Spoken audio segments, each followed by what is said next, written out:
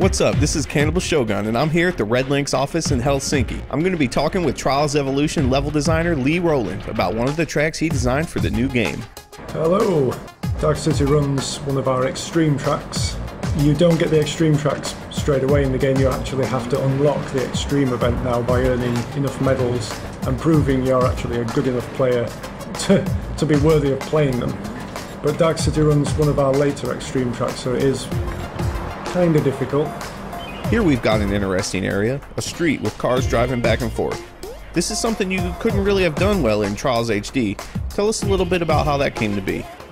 When the track was originally made, the track had just static cars. It had sound effects for traffic driving past, but the cars couldn't move.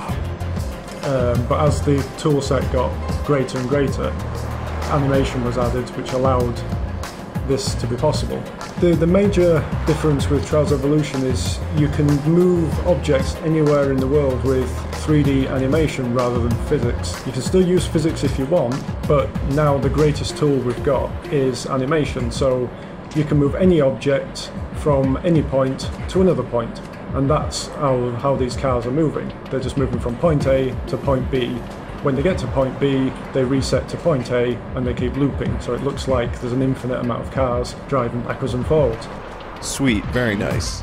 We've also got a really nice looking film noir style going on. Why don't you tell us a bit about how you came up with that? Yeah, most people will probably recognise the theme as a Sin City type filter. We've got black and white and red objects are the only proper colour object to show up. Again, the track started life as a full colour track, and yeah, it looked cool enough, but didn't really stand out as being anything different. But then the filters started to get added, and this one's called Miller, which is essentially black and white with red.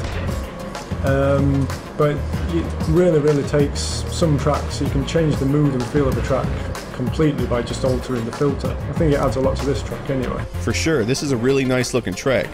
You mentioned earlier that this is an extreme difficulty track, and it's definitely got some fairly difficult bits. Why don't you tell us a bit about what goes into making an extreme track that is challenging but also fun? The difficult thing with an extreme track is you've got to make every obstacle fair. You know, anybody can place near vertical planks or steel beams and call it extreme, but if it's not fair, people will just get frustrated and not play it. So the balancing act is trying to make that obstacle logical. It's clear what the rider has to do, but fair at the same time. It's very difficult, but it just takes a lot of testing, retesting, changing, tweaking, and often it can take weeks and weeks and weeks of just fine-tuning things until it's right, until enough people say, yes, this feels fair, it's extreme, but it's doable. And as we can see, this is one of the all-new death animations we have, which, as it happens, Cannibal Shogun, you made this one, I believe? I did indeed do this. One of the things we tried to add to most of the tracks in EVO is some sort of fun little ending scene.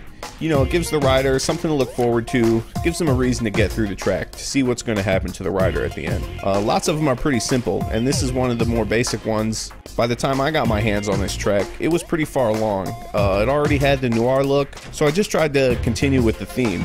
I looked up some old photos from the Prohibition days in the States, and they often seem to be hanging out in these like back alley warehouses and stuff. So I just built a little old school like bootlegging warehouse for the rider to fall into.